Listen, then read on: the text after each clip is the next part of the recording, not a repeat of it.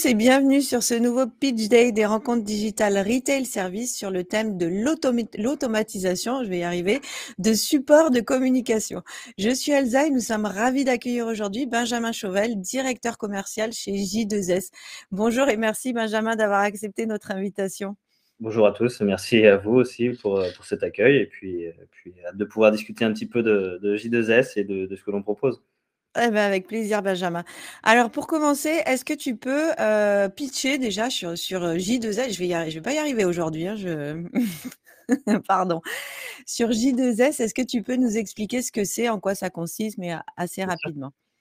Alors, J2S, c'est un éditeur logiciel qui a été créé en 1999 et qui a pour but donc de concevoir et de développer des logiciels qui simplifient en fait l'automatisation des processus de publication. Globalement, en fait, c'est une plateforme de production collaborative qui est accessible en SaaS et dédiée au service marketing. L'objectif, en fait, c'est en lien avec les systèmes d'information. Donc, on va appeler ça grossièrement des PIM, MDM, ERP, etc. On connecte ces données et Simple Workspace accélère en fait la fabrication des offres, qu'elles soient en multilingue ou non, et automatiser en fait la partie production de publication, donc faire du catalogue, des fiches produits, des flyers, des PLV, ILV, et notamment sur le côté franchise, on va pouvoir en fait publier en local sur l'ensemble des canaux de communication, simplement. Ok, parfait. Alors maintenant, on va rentrer un petit peu plus en profondeur dans le sujet. Benjamin, est-ce que tu peux déjà nous raconter comment l'histoire de J2S a démarré? Oui, bien sûr. Donc ce que je disais, hein, la société a été créée en 99. On va dire qu'elle a eu trois grandes étapes en termes de développement. Tout d'abord, dans les débuts, c'était le rapprochement avec Adobe, le développement, on va dire, d'un socle technologique, notamment du développement de solutions autour d'Acrobat, de Photoshop, de Illustrator, InDesign, hein, que l'on connaît chez Adobe.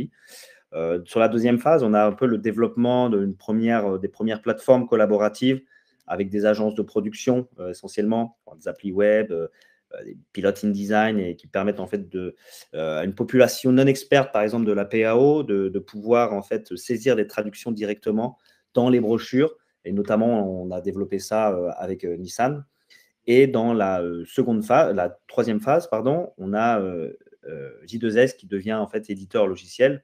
Donc, l'outil en question qui permet d'automatiser les supports de communication et donc le développement de la solution Simple Workspace.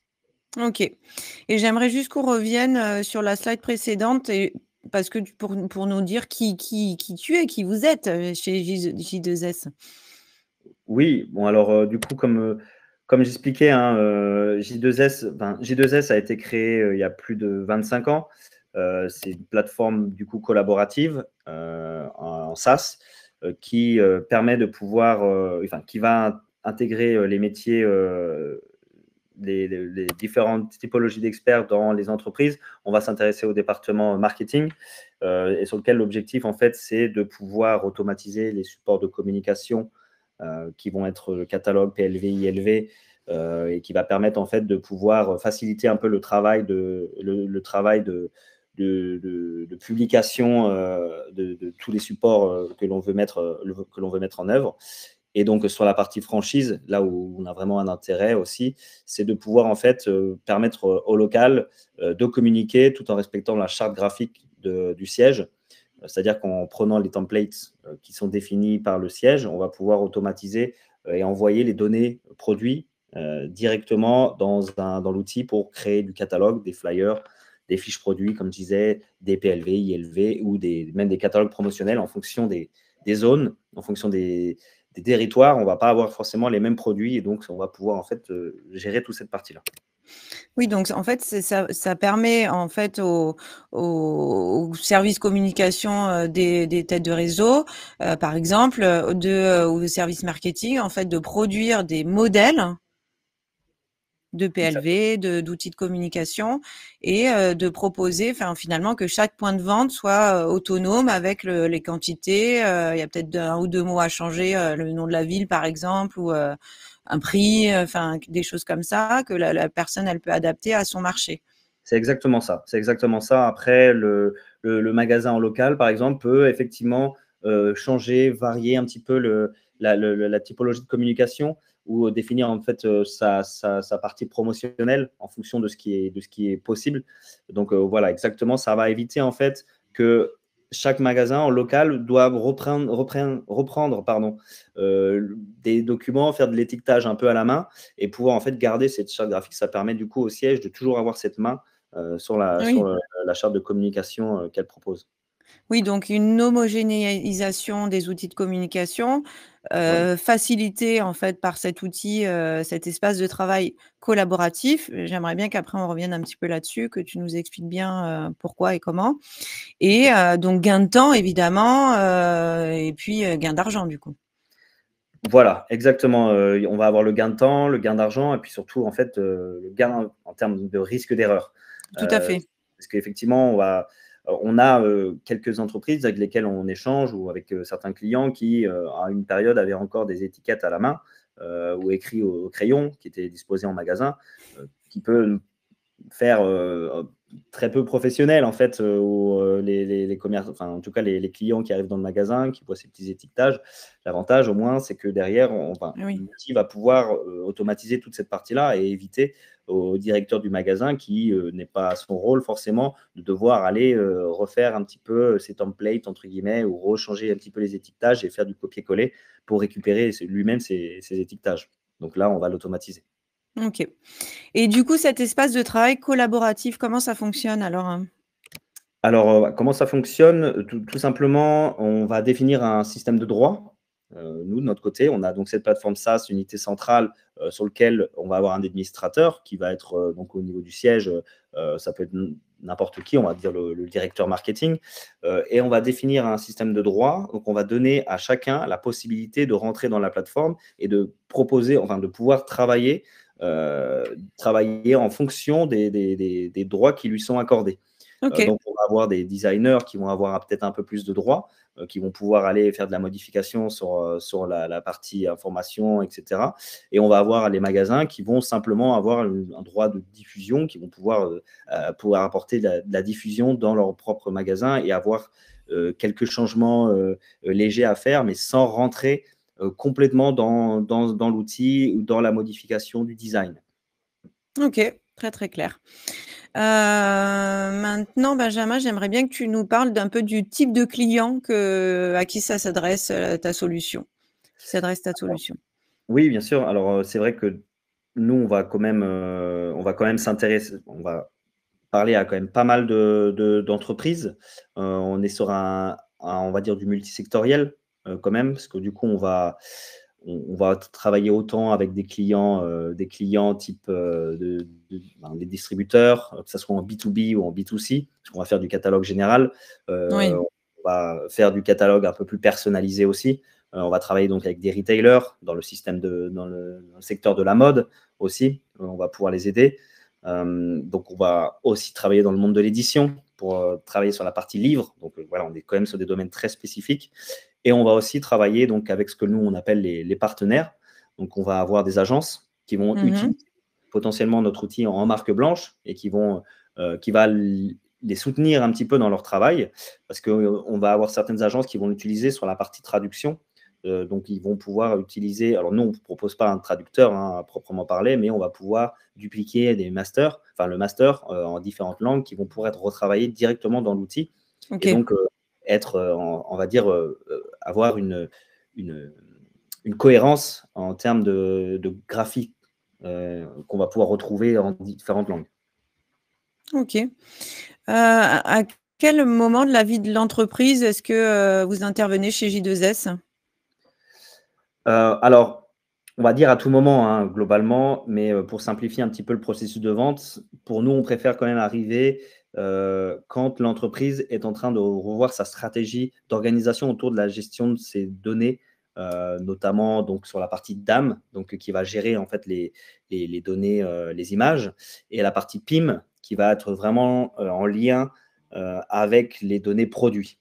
Donc là, on va commencer à vraiment être vraiment présent. Quand l'entreprise va commencer à vouloir revoir ces stratégies-là, on va vraiment pouvoir être acteur parce que pour pouvoir automatiser, il faut bien structurer ces données, parce que nous, les Oui, données, on est obligé de les récupérer. Et donc, si elles ne sont pas structurées, si elles sont un peu n'importe où, bah, on ne va pas pouvoir aller les chercher de manière très efficace. Donc, en fait, on va intervenir à cette partie-là.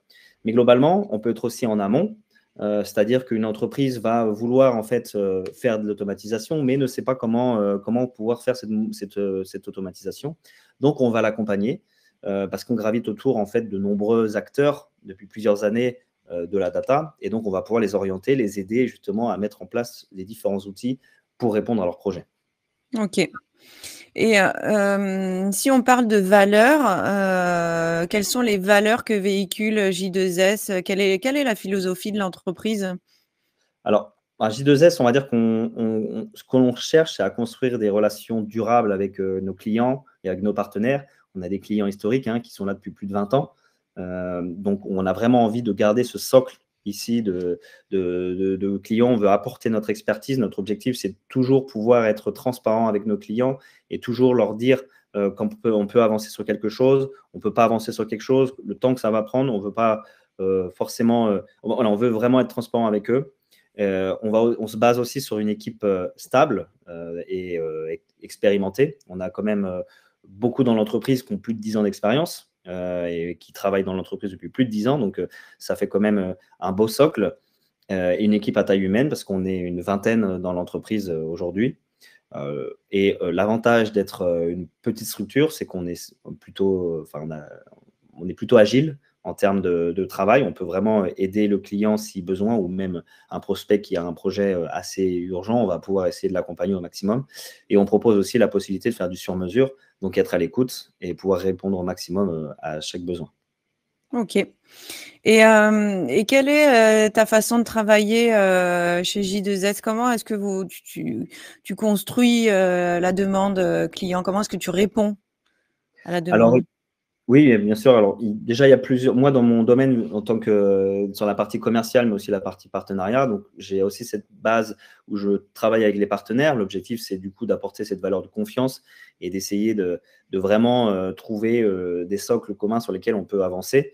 Sur la partie commerciale, comment on travaille? Donc, on définit des stratégies avec l'équipe sur lesquelles on peut répondre au mieux. On va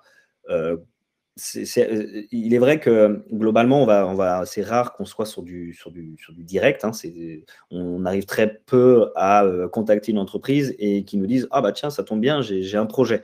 Ça arrive, mais c'est pas là où on fonctionne le plus. On va vraiment travailler sur le relationnel, nouer des liens avec différentes entreprises, que ce soit des clients, des prospects ou des partenaires, pour être à l'écoute du marché.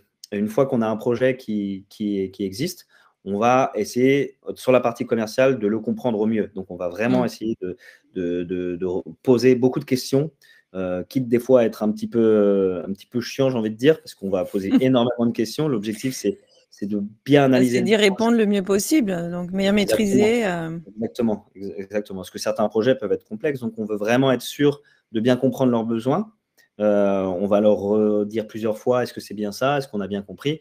Et une fois que le projet est bien cadré, qu'on a répondu, en tout cas qu'on a compris les blocages, on va faire intervenir l'équipe technique qui va en fait pouvoir chiffrer, travailler un petit peu sur l'étude, et on va mettre en place le projet. Et donc, on définit des dates de travail qui vont être dans le cahier des charges pour la réalisation du projet de A à Z. Donc, tout ça est bien défini et on a un accompagnement par la suite de l'équipe technique. Et ce qui est intéressant, c'est que, étant une petite équipe, le commercial qui a pris en main le projet reste le commercial qui va être le Customer Success Manager, en gros. Donc, ce qui OK, fait qu'il a connaissance du projet et il va le garder avec lui. OK, OK. Donc là, on voit quelques exemples de réalisation. Est-ce que tu peux un petit peu nous expliquer, Benjamin? Expliquer, pardon, je n'ai pas bien compris la question. Bah, est-ce que tu peux juste nous détailler ces exemples de réalisation? Alors, sur ce que l'on a pu faire, alors, globalement, là, par exemple, le dernier projet qu'on a pu mettre en place, alors, on a travaillé avec une entreprise qui s'appelle Equinox, qui fait des cartes à jouer. Leur objectif était de pouvoir en fait générer des cartes uniques en grande quantité. Donc, on se OK. base sur des templates définis. Eux, en interne, ils ont un outil qui correspond, entre guillemets, on ne va pas appeler ça de l'IA, mais pas loin de l'IA, qui va générer en fait automatiquement des typologies de cartes qui vont être uniques et que nous, on va pouvoir automatiser de manière automatique, tout simplement. Et donc, ce qui vont permettre de pouvoir générer des milliers, des millions de cartes uniques à jouer Ouais, pour génial. le jeu. Et donc, voilà, on a toute cette complexité. Après, on va travailler aussi sur ce on a pu mettre en place. Donc, c'est sur la partie, en tout cas, si on focus sur la partie franchisé, franchiseur. C'est le côté étiquetage sur lequel on peut travailler. Donc, on va avoir une base en définissant une typologie de produits sur quel type on veut pouvoir les placer. Donc, on peut dire du catalogue. Ces produits peuvent être aussi en PLV. Ces produits peuvent être en étiquetage.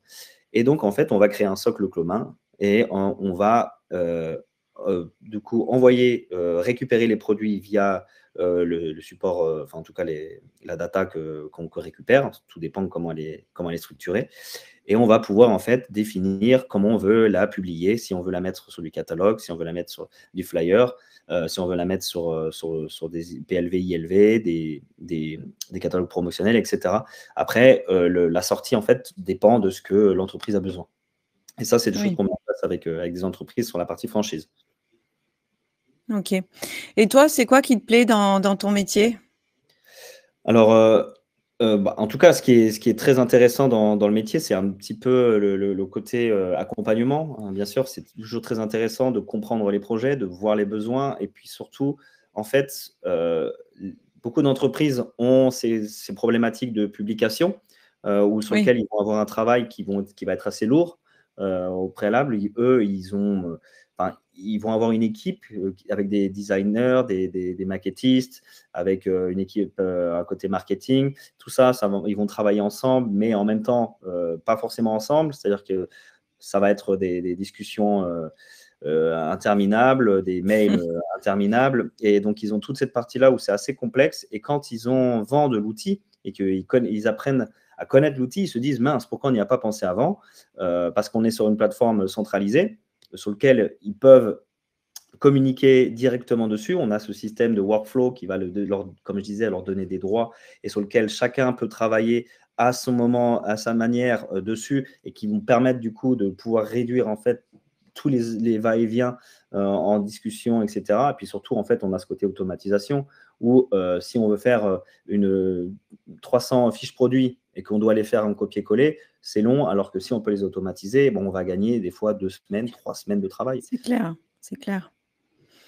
Et quelle est la durée moyenne de réalisation d'une mission? Alors, en termes de durée moyenne, on va dire que sur une première base assez rapide, quand on est sur des projets qui vont être assez standards, qui ne vont pas nécessiter du sur-mesure, on peut être sur des projets qui vont commencer à 2 mois, hein. On essaie de se donner quand même une base de 2 mois sur un projet. Et après, on a des projets avec des clients qui n'ont presque pas de fin, en fait, tout Oui, simplement, parce qu'ils ont toujours des envies, toujours. sur Alors, vu des qu'on est demandes, des besoins. donc, on a des projets qui peuvent durer 2 ans. C'est très rare, hein, mais en tout cas, avec un développement continu à ce niveau-là, parce qu'ils voient en l'outil un pouvoir en fait qui va leur permettre de vraiment aller loin, et le fait d'avoir ce sur-mesure, et ben, ils peuvent toujours rajouter des briques, et ce qui leur permet d'être toujours au maximum, on va dire à la pointe de la technologie en termes d'automatisation. Et comment ça fonctionne? C'est un abonnement? C'est une mission? Comment ça marche? Exactement, on a cette partie donc licence annuelle, qui est payée en fait à l'année, et on a un système de support technique qui vont prendre par exemple en début d'année et sur lesquels en fait s'ils ont besoin et s'ils ont des urgences ou s'il y a quelque chose qui ne fonctionne pas, on va essayer de les aider à résoudre. Et puis on a cette partie setup qui va être inclus juste au lancement du projet. Donc, qui va inclure le cadrage, qui va inclure du coup le développement, euh, pas le développement forcément technique à proprement parler, hein, mais la réalisation du projet de manière générale. OK. Et Et finalement, pourquoi choisir J2S? Qu'est-ce qui vous différencie des autres? Bah, alors, c'est Déjà, vrai que est-ce qu'il y en a d'autres? il y en a d'autres, effectivement. Je ne vais pas citer de nom parce que Non. c'est mieux garder pour nous. Mais effectivement, on reste sur un marché de niche. Donc, c'est vrai on va dire que les demandes, elles ne sont pas exponentielles. On est plutôt en plus, même si on a cette partie e-catalogue, par exemple, on va commencer de plus en plus à travailler sur des documents en ligne. On reste sur une base qui est le print, c'est notre expertise. Et on est sur des domaines qui comment dire, enfin, se font de moins en moins, hein, globalement, sur la C'est vrai. partie print.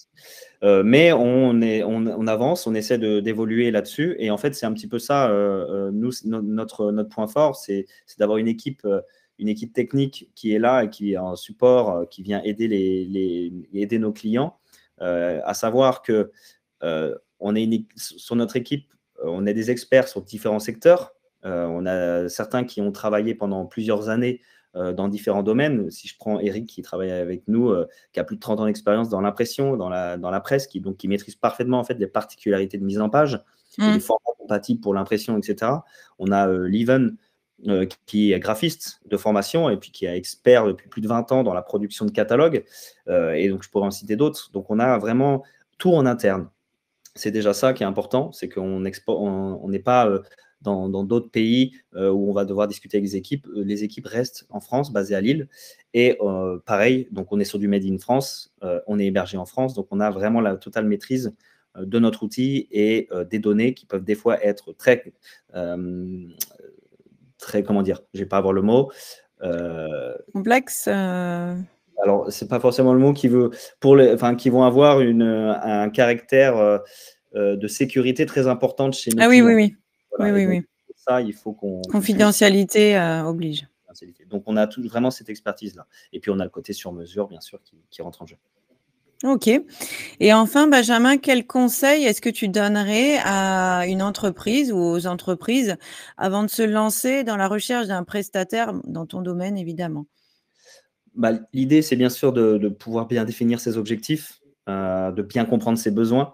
D'abord, ses besoins, savoir un petit peu quel est les points bloquants, quel est leur pain, on va dire, un petit peu de leur côté, savoir un petit peu qu'est-ce qu'ils essayent de faire et quel est l'objectif à terme, comment ils veulent avancer.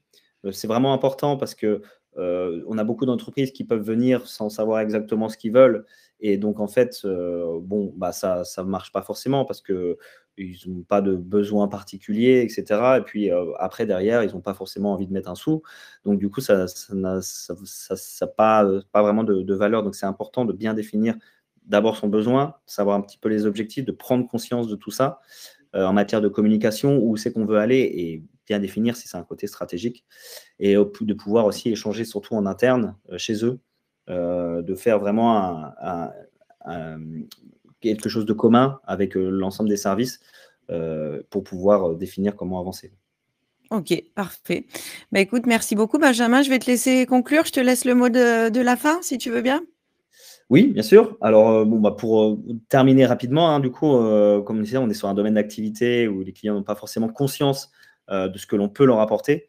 Ce côté automatisation a quand même une importance très stratégique pour la plupart des entreprises. Donc, c'est important de pouvoir échanger là-dessus. Donc, il ne faut pas hésiter à nous contacter, même si les objectifs ne sont pas forcément très clairs.